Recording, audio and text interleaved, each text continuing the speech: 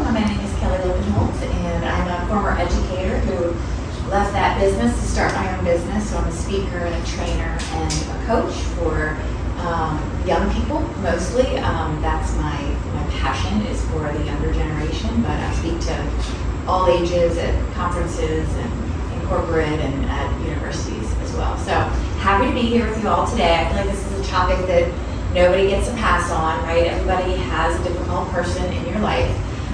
Or let's say complicated. Maybe we don't like the word difficult. We can say complicated, right? Maybe that feels better. So how many of you are leaders at your place of business, your place of work, or in your home? Raise your hand. Everybody, right? Yeah. So I just want to give like a really simple definition of leadership. We could sit here all day and define leadership in 1,000 different ways, but a simple definition is it's just influence. It's influence. You have influence over other people. And you can decide how to use that influence for good or for bad. Your 4-year-old has influence over you, right? So they lead you sometimes. But great leaders, really great leaders know 2 things and never forget 2 things. One is that they lead people. They lead people. They don't lead projects. They don't lead departments. They don't lead fundraising initiatives. They lead people.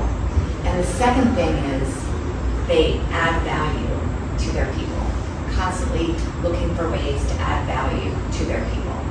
And this isn't something that not all business leaders think like this, right? Like a lot of leaders are in it for the power and the name and the authority and the money, and I like those things too. It's okay to like those things. But I think great leaders remember that their job is all about caring for the people and leading the people. Is it about your career and your happiness and supporting your family and making money and traveling? Sure, yes, it is. It's about all those things. And so when we think about how to lead people, see, look, I even have $1 as mine. I like money too. So I want to read to you what Simon Sinek says about this. This is from Leaders Eat Last. It has nothing to do with eating last, but you get the point. He's talking about how leaders can lead other people. A leader of an organization can't simply pay their managers to look out for those in their report. A leader can, however, offer their time and energy to those in their care. And in turn, those managers will be more willing to give their time and energy to their subordinates. Then their subordinates would in turn be more inclined to give time and energy to their direct reports. And at the end of the chain, the people with the outward-facing jobs, towards the clients, etc., the people with outward-facing jobs are more likely to treat the customer better. And that this is the phrase I love the most. It's just biology. It's just biology. We're wired that when someone pours into us, then we learn to pour into someone else.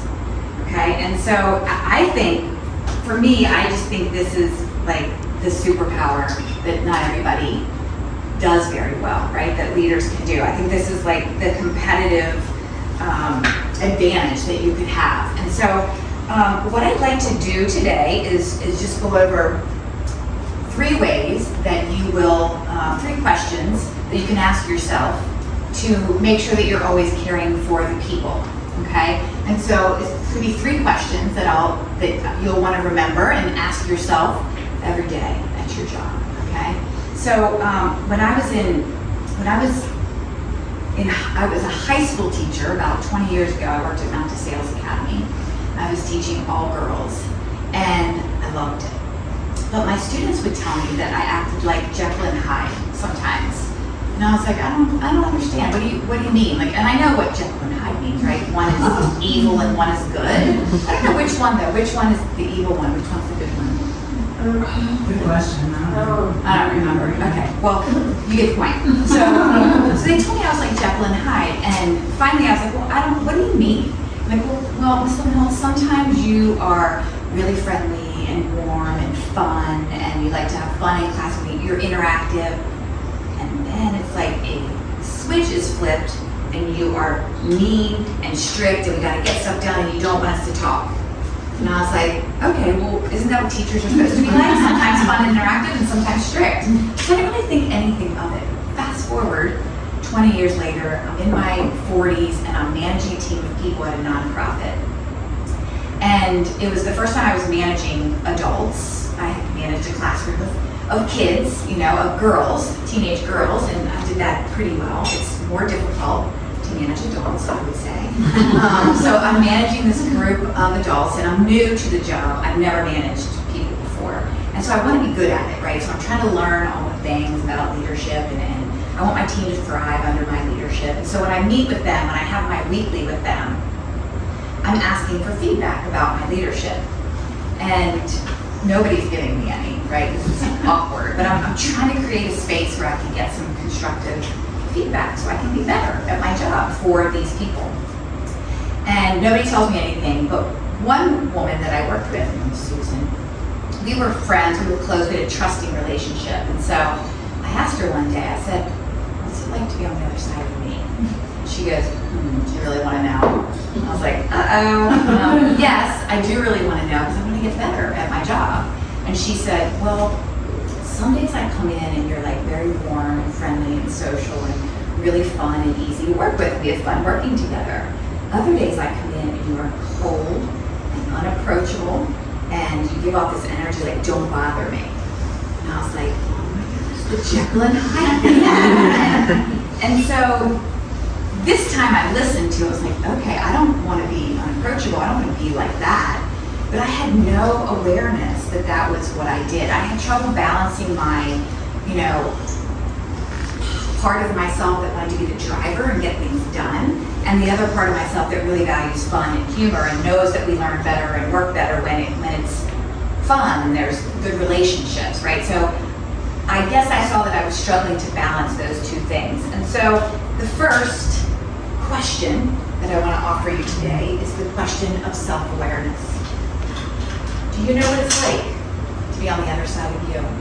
Do you have anybody that you could ask that question to? You don't ask that question to just anybody, right? My husband tells me. Your husband tells you.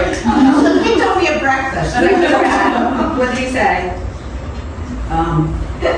He said, you don't raise your voice when you're angry with me, but I know you're angry with me. Oh, that's good self-awareness. I love that. That's a really good trick. That's very true. Yeah. So maybe I should raise my voice. I don't know. No, But he raises his voice. You don't and need I to. told him he raises his voice. And you don't like it? I don't like it. Right. Okay. Well, it's good to know. It's good to know what Good to know. Do you know your strengths? Do you know your weaknesses? Do you know how you do conflict? What you do when you get angry? How you react? I grew up in a family that avoided conflict at all costs. We didn't talk about anything difficult. We gave the silent treatment and we walked on eggshells. And I hated it. It was terrible. But guess what? I brought that into my adult life. This is what I learned. I lived there for 20 years, right? 17 years. That's what I learned. How am I going to be any different? And so I brought that into my adult life. And that was part of my awakening too, with knowing what it's like to be on the other side of me. I really, part of the way I'm wired is I really want people to like me.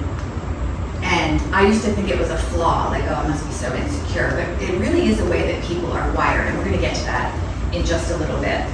So this is the question of self-awareness. What's it like to be on the other side of me? Also, what stories do you tell yourself? I walked into a Walmart recently, and I don't like shopping at Walmart. I do, but I don't really like it for Target. But I go to Walmart because I want to save money. So I'm at Walmart and I'm looking for cleaning supplies. And you know how like the aisles in the places where people don't really shop are really narrow in Walmart. Like the home goods stuff is, you got space, but I'm in this aisle and it's a single aisle and I got a cart. And there's this teenage boy at the end of the aisle. And I am coming up with a story about him. I'm thinking, oh, God, I can't get through. I had a cart full of stuff. I was impatient that day. He's not going to get out of the way. I don't even know what he's doing in this aisle. I must have been in a mood. But I made up this story about him. And as I moved forward, he smiled, this big smile, and then stepped back and got real skinny so that I could get by. And I made up this story about how he was going to be rude, and he had this baggy sweatpants, and I could see his underwear. So I just made this assumption about who he was going to be, and then he smiled and got out of my way the best he could. So we're always telling ourselves stories. Our brains are, we don't like to not know the rest of the story, and so we will make it up if we have to. Okay, and so that's another part of our self-awareness. Do you know what stories you make up? Do you know what expectations you have? Expectations need to be spoken clear, realistic, and agreed upon. I worked with a couple of people at that last nonprofit that I worked at, and we actually were sitting around a table giving each other feedback. So we got better at it. And so everybody had to give each person feedback. And one of the women on my team said to me, "You never finish anything on time." And I was like, "What?" I always get things in on time. I am never late. And she said, "Well, part of what I do depends on what you're doing, and you do it last minute, so then I have to rush to meet the deadline." Okay, that's a different expectation. We all have the same deadline. What you're telling me is I need a different deadline. That's fine, but you gotta speak it. You gotta tell me, right? Is it realistic? Of course, I can do that, right? I can get it in a week earlier than everyone else so that she can get her part done. But then now we've agreed upon it. So we need to know what our expectations are and be able to communicate them clearly. That is another part of our self-awareness. Okay. I'm not proud of this story either. I'm telling you guys all these crazy stories. It is helpful. It's relatable. Yeah. Good. Glad to hear that. When we deal with difficult people or complicated people, there are several options with how to deal with them, right? We've probably all taken some bad options, maybe some good options. One time, my husband, he takes out the trash. We have like a division of labor that's pretty like traditional, so he does all the trash. And one time you know how bathroom trash cans are like really small? So he's jamming in the plastic from the dry cleaning, like 3 of them. And it takes up the whole trash can. I'm like, well, it was just empty, and now it's full again. So I decide up here I'm not taking that trash out. And I'm just jamming stuff in this stupid little trash can for like a week. I know, you're thinking like, what is wrong with you? I know. I do the same. Thank you for saying that. Actually, I think I did that today. I was the person that I like had a mailer, and I was like, oh man, I don't have the other trash can, so I put it in the little one. I did feel guilty, so I was like, I just took out 50% of my little trash. That's what happened. That made me mad. And so I just refused, and I had this little fight with him for like a week. He didn't know. He didn't notice. I could have said something to him, or I could have just taken out the trash. A week later, I did just take the trash out, and guess what? It's so ridiculous that I now always take out the bathroom trash when it is like 3/4 full. But that was how I handled being upset with my husband, like being passive aggressive. There's other things that we do as well, right? We avoid people. You know how much effort it takes to avoid somebody at work? We've all done it, right? We try to change people. That's fun. And we try to cancel. Have you ever been canceled? I've been canceled. It sucks. It's horrible. Like just to be iced out because somebody doesn't know how to talk to you, right? Not good options. So our options are going to be to have self-awareness and also to move towards others' awareness as well. Others' awareness. So what would it look like? Why bother with any of this? Like why even bother with asking what it's like to be on the other side and be like, I'm fine, I'm doing fine in my job, and why do I need to worry so much about what somebody else is going through, right? Like, figure it out, leave your personal stuff at home. But you'll love your job more, you'll improve your workplace, and you need these people, right? None of us work alone. Well, some of us work alone, but we still need people in some way, right? And for your own personal peace. So this brings me to question number 2. What is it like to be you? So you've asked yourself, what's it like to be me? And now you're going to start to think about the other person that maybe you're in conflict with. Does everybody have somebody in their head that's complicated? Yeah, okay, good. Yeah, go ahead. So I had this guy, he's gone now, but I avoided him to keep my peace. Okay, that's So- fair. But if you're upset with him about something in particular, or if there's like a specific, if you just know, It was just in general. Yeah. He just thought he was the smartest guy in the room, and he didn't have any awareness, self-awareness. no, I And don't how he was behaving, so I just was like, no. That's called a boundary. Yeah, I guess that's, Yeah. okay. It's a So I was good kind boundary, of yeah. justifying to myself why I just chose not to engage with him. Yeah, no, I mean, if you don't have to, if you had to for I was work, but you were supposed to. doing it like Well, I was unhealthy. No, I'm supposed to be. I just couldn't deal with him. Yeah, well, And I knew he was gonna retire, so I was just like, okay, I can just wait him out. yeah, I think that's hilarious. I know. And that was the strategy I had to come up with. Is I was- Well, did you think that you were going to change him? No, I knew I wasn't. No, you didn't cancel him, No, right? I didn't. I was not rude. I just avoided him. You had probably been curious. You seem like a social person. You'd probably been curious enough to ask him some questions at some point. I did, and Yeah. I tried to figure out why he was so difficult, or I tried to change my approach, and then finally I was like, yeah, I just need to avoid him. Yeah, I think That's where I that's, got to. I think that's a boundary. Okay, because I valued my peace. Yeah. And I wasn't at peace. So, Yeah. okay, so it's a boundary. Yeah. That's a good way to. I had something similar. I was beating myself up for not engaging. No, you tried. I did try for a very long time. Oh my goodness, you should not feel guilty about that at all. Okay. All right, so the second question, the question of social awareness, what's it like to be you? Okay. That's the question that says, do you know what other people are going, everybody's going through something, right? Okay, what's your difficult person, like what's their life like? I work with GED students now at CCBC, and I don't have anything in common with a GED student. And I don't say that like I'm better, I just say that like, I grew up in a home that really valued education, and there was no option to not finish high school, right? I just don't understand it. It's just not the world I grew up in. I know things happen. I know there's broken homes and violence and mental health and drugs. So I know that it happens. I had just never seen it. And now I work with this group of people. And I wonder what they think when they see me coming into the classroom. Nice Making outfit, some story up right? about you. They're making up a little story, probably, because our brains do that automatically. And so the only way that I'm going to be able to work well with them is if I can connect with them, right?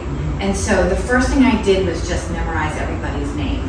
So I went into the classrooms for 15 minutes a week and did like a life skill, and then talked about some resources that CCBC has, because they have a gazillion resources for students, childcare, and you can get a tooth pulled if you need to, and like everything. They just have all kinds of rides. And so that was my job, was to resource them. They would come to me, and I would point them towards the right resource, okay? But no one's gonna come to me if they don't have a connection with me, if they don't have a relationship with me. So I learned the names first, and then I tried to remember something about each student. Was I perfect at it? No, not at all. But I did finally, after a few weeks, have some students coming to me and asking me questions, and then that relationship was established. So this part is the question of understandings, trying to seek to understand someone else, what it's like to be in someone else's shoes is maybe the way that we've talked about it. And I love a couple follow-up questions to this. One being, can you help me understand why you said that way? Or can you help me understand why you're upset? Or say more about that.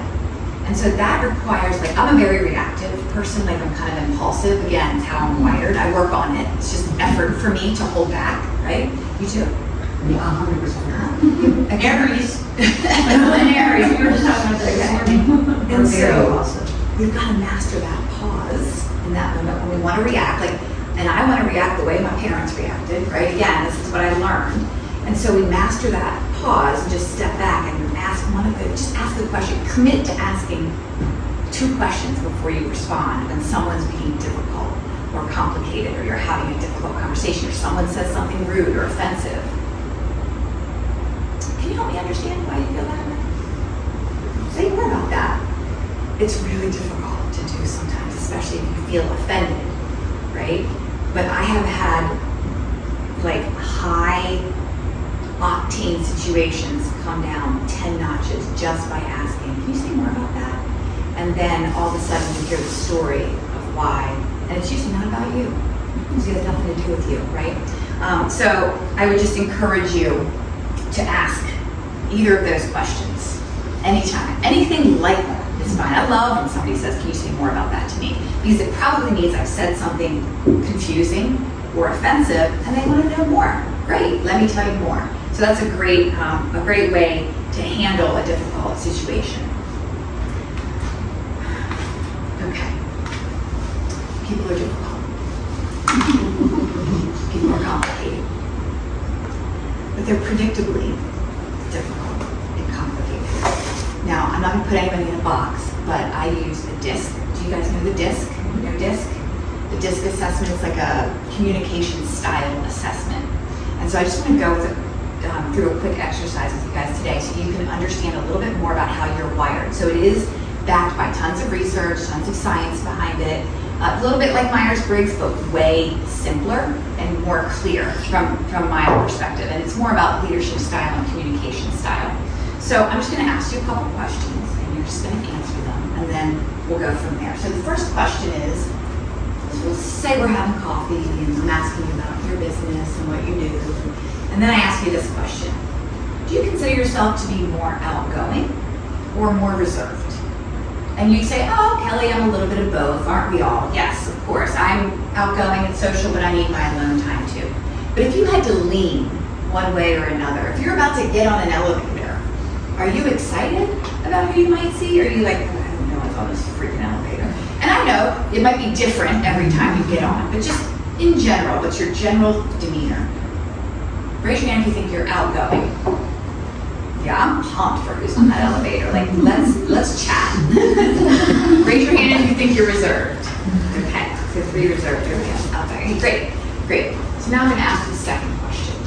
The second question is, do you consider yourself to be more task-oriented or more people-oriented? And you'd say, well, Kelly, I like people and I get things done. So it's not, you're not one or the other, but which do you lean towards? So if you're on a project at work, are you the one who is like, okay, I gotta do the timeline, I gotta get this done, let me get the details ready, who's gonna do what? Or are you the one that's like, I love this team, they're so great, I'm gonna bring donuts and coffee. Okay, you're shaking your head. You clearly are, yes, okay. People oriented. Timeline work itself out. You know why it'll work itself out? Because there's task-oriented people in the room, right? Task-oriented. Yeah. Okay. Great. Okay. So, are you willing to stand up and move around the room a little bit? You don't have to if you don't want to, but if you just said you were outgoing, come to the front, and if you said you're reserved, go to the back. Okay, great. So we have our outgoing people up here. What's up, you guys? Yes. Back here we have our reserved people. And I'm going to change how I talk to the reserved people because I want to connect with them. If I talk to them like I was talking to you, they'd be like, why are you yelling at me? Right? You guys are doing it perfect. So I'm going to adapt my communication style. I'm loud. I'm talky. But I want to adapt because I want to connect with the people who are reserved on my team, and they're not going to resonate, right? For you guys, you know that they're outgoing and social, right? And so you're going to, maybe you allow a little social time at the beginning of a meeting, right? Before you are like, hey, we got to get to the agenda here, right? So I'm not saying you change who you are, but it's just you adapt your style so that you can get along with people a little bit better. This is a way to prevent conflict, right? This is a way to prevent feeling like you have difficulty with everybody. Okay, now if you said you were, stay in front and back, if you said you were task-oriented, go to that side, corner, like that corner. So you go to that corner of the room. And if you're people, you come to this corner of the room. Or just that corner. Wait, your task. So stay up there in that corner. Your people and task. Or people and task. Outgoing. I'm sorry. Outgoing and task. Outgoing and people. Reserved and task. Reserved and people. We don't have anybody. Okay. So let's go to. Okay. So this is the DISC assessment, the DISC method, the communication style indicators. So in our front corner, tell me your names. Suzanne, Stacy. and Stacy would be our D type. Now wait, look down at your feet. You are not strapped to the floor. You can move at any time. I'm not putting anybody in a box. If you hear something, you're like, oh no, I think that's me. You can move anytime you want. So the D is the dominant type communication communication style. This is your very direct, you speak directly to people, like you're direct, you don't beat around the bush.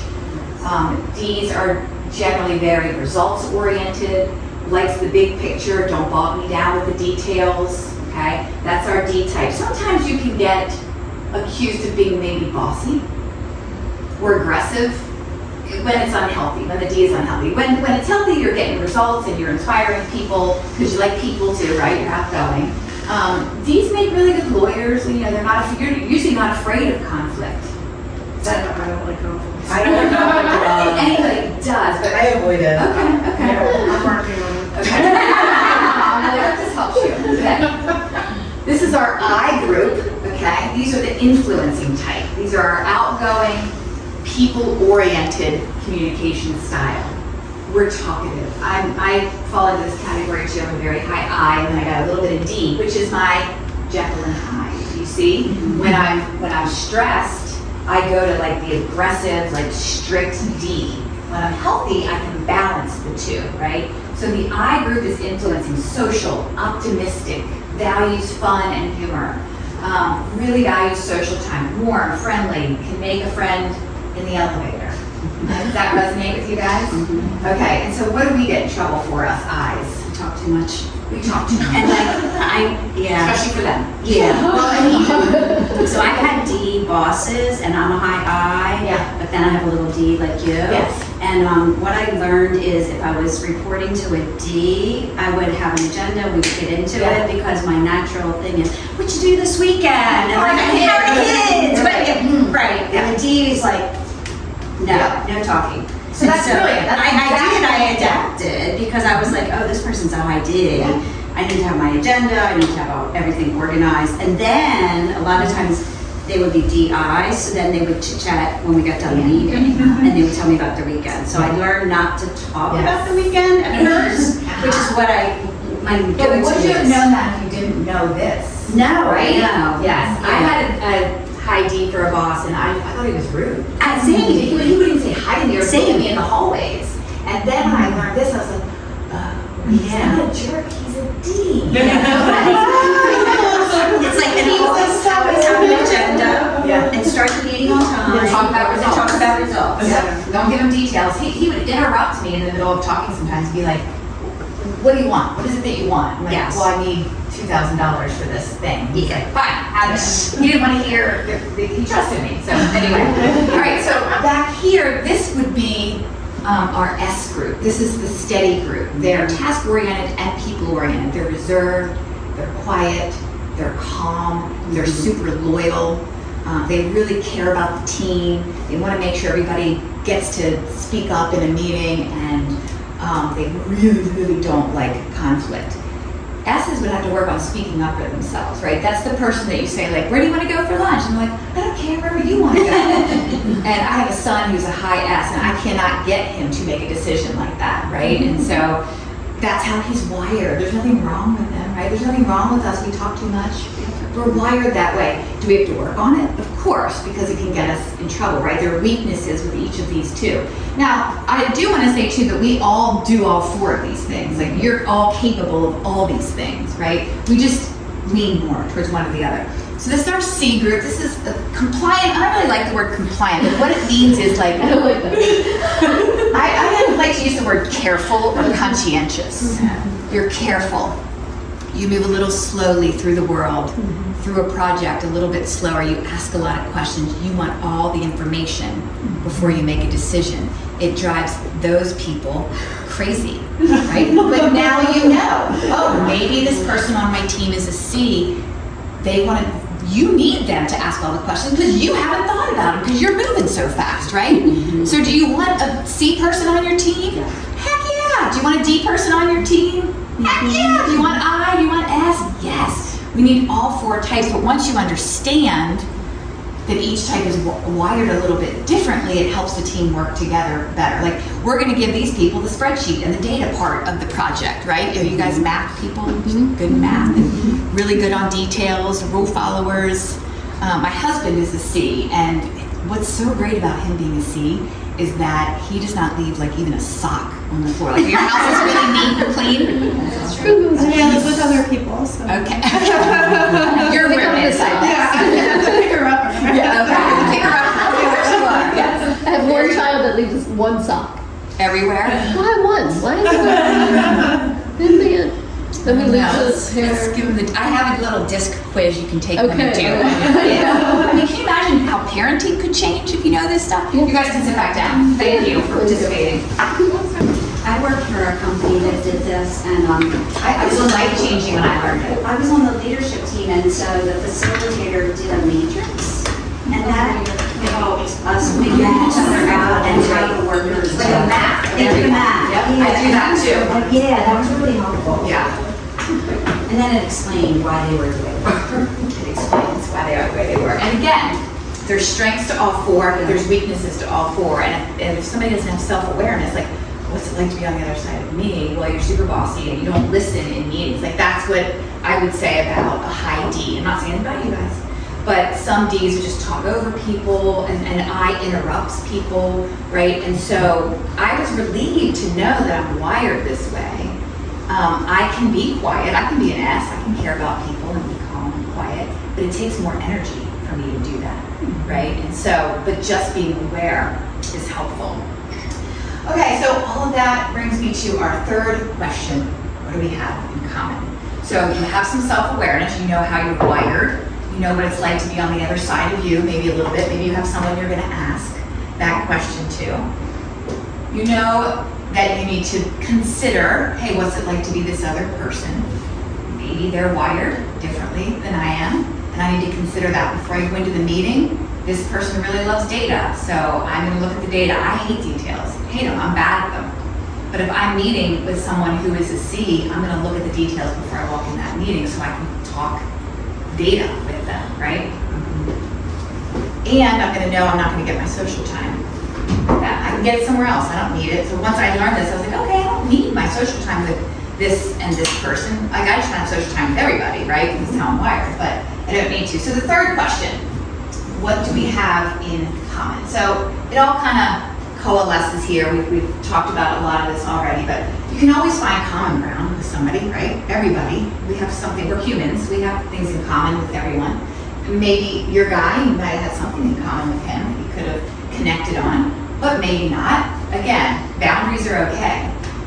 Using people's names. I had this student, I taught at Maryvale last year, and I had a student, I taught religion, and I was teaching the Old Testament, and we were at the beginning of the Old Testament, we were talking about Adam and Eve, and they're sixth graders, so they're really curious. They're like, is this a true story? Are these people real? You know, and I'm trying to explain all this, and one student raises her hand. She's one of my favorites. She always asks a good question, like, okay, this is gonna be good. We'll have a good discussion about this. And she raised her hand. She said, Miss Livingholtz, I love when you say my name. She raised her hand to tell me that. And the best part was, her name was Eve. So I was saying it a lot as I was teaching, and it was like making her feel warm and fuzzy just to hear her name mentioned. And so I don't discount the importance of just using somebody's name to be a connector.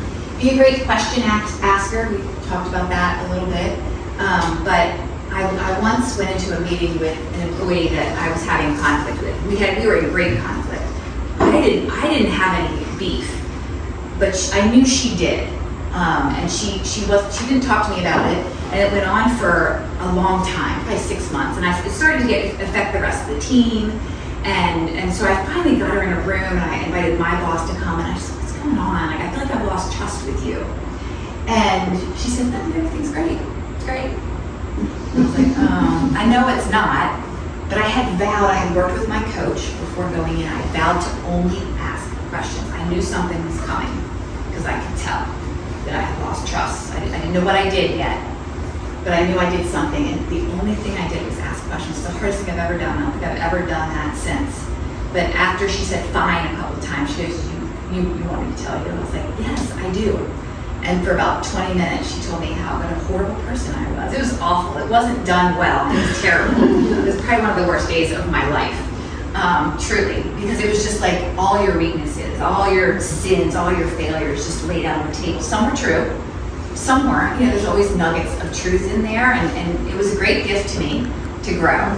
And all I did was ask questions. It's the only reason it went well. Because I said, say more about that. I thought that would have helped you. Tell me more about that. Why didn't that help you? And I kept asking. At the end, I said, is there anything else you want me to know? And she said, no. I said, of all this, what would you like me to remember the most? Or what do you want me to take away the most? And she told me. And I said, do you think we can continue to work together? Have we resolved this? And she said, yes. And then she quit a week later. Which is fine. I mean, she was tough. She was complicated. But I say all that to say that being a great question asker is just a really good strategy for working with complicated people. And then finally, just being adaptable, adapting our own style to other styles. A lot of us think we might be adaptable, but it's difficult to be adaptable sometimes. I know my dad he's a real regimented guy, like very disciplined, and so we go on vacation with him, we go to the beach, and we went down to the beach one day late. We went down like 11:45. 15 minutes later, it's 12 noon. You know what time that is? Time to eat lunch. Got up, walked back to the house and ate lunch. I'm like, Dad, seriously, we just got here. Like, be a little adaptable, right? So just be aware of your habits, you know, right? We're all complicated. We're all annoying in our own little ways sometimes, and that's okay, because humans are complicated. Thank you so much for listening today. Does anyone have any questions about DISC or any of this? Let me tell you a story really quick. This is a funny slide. Conflict is always going to get worse if we don't deal with it, right? Like, you think it's hard to deal with conflict, wait 3 months, and then it's even harder, right? That's why that room exploded with my coworker, because I waited too long. That was a great lesson learned. I was at home, this is again about my dad. My husband and I were visiting my parents, and they had a leak in their sink upstairs in the bathroom. And they had remedied this with a cookie tin. They put a little cookie tin with a towel in it so they wouldn't hear the dripping under the sink in the bathroom. And we're visiting, and we're eating dinner, and the water starts dripping through the ceiling of the kitchen. So the tin had overflowed. And my dad, it's about 6 o'clock, they eat early, so we had early dinner. My dad looks at the clock, he looks at the leak, you know, he's not happy about it, but it's 6 o'clock. You know what time that is? It's time for the news. He walks into the family room and turns the news on. Well, it's gonna get worse. I think my mom eventually got a bucket and put it there, but just don't get a bucket, deal with it. Call the plumber, right? Okay, I want to just get time for questions. Do you mind if we go a little over, or? Okay, all right, I have one last. Oh yeah, this is so good. This is the last thing I'll do. So this is if the conflict has gotten, if you waited too long, the conflict has gotten, you know, a little bit too much. This is a way to have a difficult conversation. It's called the ladder of integrity. Now, I don't recommend that you bring this into your difficult conversation and read it to the person, but I recommend that you prepare the answers. You can prepare for it by answering these questions. You gotta start at the bottom. You gotta start at the bottom rung. You can't skip a rung of the ladder or you'll never get here for what you hope happens next, right? So you start down here. Hey, right now the issue on my mind is you haven't called the plumber yet. Okay? I'm anxious about talking about this because I know you're procrastinating it. I know you don't want to do it, or you don't want to pay for it, or whatever it was for my dad. My part in this is that I could have called the plumber, right? I'm using a silly example, but my need in this is that I need the sink fixed, right?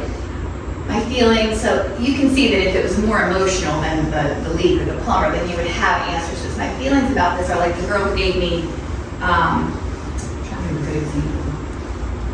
The girl on my team who gave me that difficult feedback, if I was upset about it, I might go to her and say, you know, my feelings are hurt because you didn't talk to me sooner about it, you didn't tell me, right? And my reaction tells me that I'm feeling a little defensive about it, so I think I'd probably do that. This issue is important to me because I value teamwork and I want our team to, you know, to get along well and get results. I'm willing, I'm not willing to. One thing I can do to improve the situation, like I'll get a different deadline. The most important thing I want you to know, and then eventually like, hey, I'm looking forward to our next project or whatever it might be. So it's a really great way to prepare for a difficult conversation, but you don't want to be that structured in it. And then, you know, drip in those questions as well.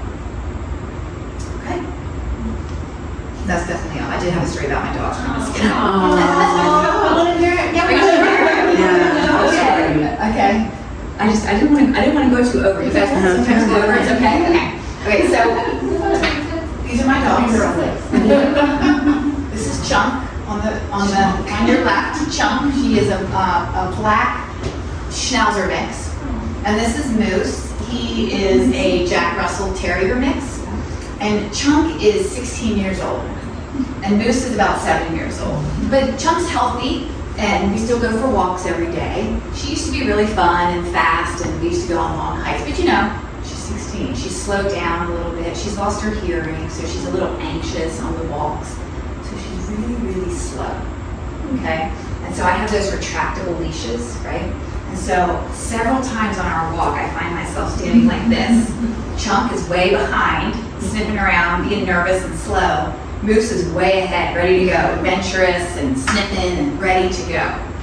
And so I tell you that story because when you get into your difficult situation or your conversation with your complicated person, or you have that moment that you want to react like you used to, the old way, don't be like Chunk. Be like Moose. Moose can learn new tricks. He's learning to walk on his front two paws right now. Chunk, she does not learn new tricks. She won't do anything you tell her to do. She can't hear us anyway. Be Moose. Don't return to your old self, right? You have habits in conflict. You have habits in communication. And it's going to come right out. It comes out easily. You have to work to learn these new tricks. You have a couple tricks in your bag now. And so hold on to those. Chunk, because she's deaf, she mirrors everything Moose does. If he lays down, she lays down. If he eats, she eats. When he goes outside, goes to the bathroom, she goes outside, goes to the bathroom. Don't mirror your person that comes to you and is angry, right?